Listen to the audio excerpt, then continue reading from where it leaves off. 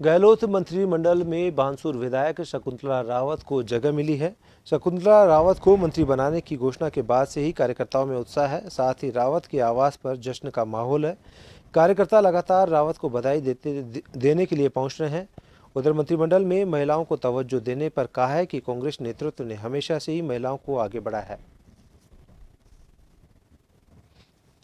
नए चेहरे शपथ लेंगे जिनमें 3 को प्रमोट किया जा रहा है, लेकिन पहले मंत्रिमंडल गठन होने के साथ में जो चर्चाएं चल रही थी कि आखिरकार शकुंतला रावत को जगह क्यों नहीं मिली, क्योंकि 21 वो चेहरे जो 2013 में जीत कर आए थे, ये लग रहा था कि एक महिला चेहरा जो जीत कर पहुंची थी, कार्यकर्ताओं का मैसेज था कि उनको मंत्रिमंडल में शामिल किया जाएगा। लेकिन आखिरकार अब पुनर्गठन जब हुआ है तो उसमें जगह मिली है। सबसे पहले जानना चाहेंगे कि अब पुनर्गठन में जगह मिली है। उम्मीद तो लोगों को थी कि 3 साल पहले जब गठन हुआ था तब आपको जगह मिली। ये पार्टी के शीर्ष नेतृत्व का निर्णय होता है और मुझे वो स्वीकार है। कभी भी देवें जब उचित समझे, जब समय होता है तो अपने आप सारी चीज़ें हो जाती हैं।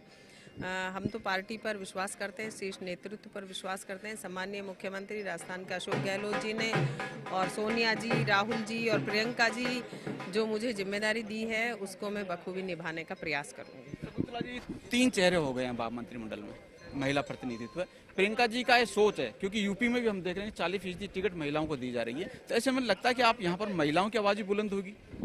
बिल्कुल, जो कांग्रेस पार्टी की सोच है, सम्मानीय प्रियंका गांधी जी की जो सोच है कि 40% महिलाएं दी जानी चाहिए, क्योंकि अगर कांग्रेस पार्टी की सरकार भारत देश में नहीं होती, आप इतिहास उठा करके देखेंगे तो चाहे पंचायत राज चुनाव हो, चाहे महिलाओं का आरक्षण हो, चाहे युवाओं को वोट देने का अधिकार हो, ये सारे अधिकार कांग्रेस पार्टी की सरकार ने ही दिए हैं। आप एमएलए होने के नाते कार्यकर्ताओं से जुड़ी तो रही हैं, लेकिन अब मंत्री बन गई हैं, क्योंकि कार्यकर्ताओं की पहले उम्मीद थी कि मंत्री बने, अब मंत्री बनने से उम्मीदें ज़्यादा बढ़ गई हैं। तो आपका वर्किंग स्टाइल क्या रहेगा और कार्यकर्ताओं के लिए मैसेज क्या रहेगा? मेरा वर्किंग स्टाइल कोई अलग से नहीं है। हम एक देहाती लोग हैं और मेरी जनता जो बानसूर की है, मुझे आज तक किसी ने एमएलए या एमएलए साहब कहकर किसी ने बोला ही नहीं, फ़ोन पे भी नहीं बोला और आमने सामने भी किसी ने नहीं कहा। बच्चे भी मुझे अगर उनसे पूछा जाए तुम्हारा एमएलए कौन है तो उन्हें पता ही नहीं है, तो वो कहते हैं कि ये शकुंतला रावत है। 26 जनवरी या 15 अगस्त को प्रोग्राम होते हैं तो स्कूल के टीचर्स पूछते भाई तुम्हारा एमएलए कौन है, तो ये कहा कि ये है। बोल नहीं ये तो शकुंतला रावत है। तो मैं वही शकुंतला रावत बनकर ही रहना चाहती हूँ। पद एक तरफ है, लेकिन मैं जनता में जैसे पहले थी वैसे ही घुल मिल कर रहूँगी और जो कार्यकर्ताओं और पूरे राजस्थान की जो अपेक्षा उन पर खरा उतरूँगी। अच्छा, एक आखिरी सवाल आपसे कि ये जो सरकार का चेहरा होगा 2023 में कितना सॉलिड धरातल पर उतरेगा और किस तरह से विजन लेकर चलेगा जिससे कांग्रेस रिपीट कर सके?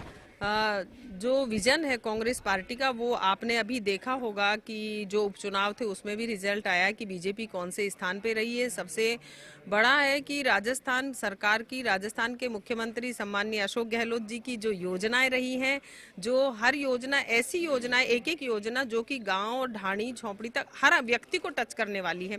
इन विजन को लेकर के हम जनता के बीच में जाएंगे और जरूर हम आगामी चुनाव में कांग्रेस पार्टी की सरकार बनेंगे। बिल्कुल, तो शकुंतला राव जी थे, कार्यकर्ताओं के बीच में हर समय रहने के प्रयास करने की बात यहाँ पर कही और कहा है कि वो जब विधायक भी रही है तो भी दूरियां नहीं रही है और अब कोई भी विधायक अगर कोई महकमा उनको दिया जाता है तो उसको सफलतापूर्वक निभाएंगे। सहयोगी श्याम जांगीड़ के साथ अनिल सेन,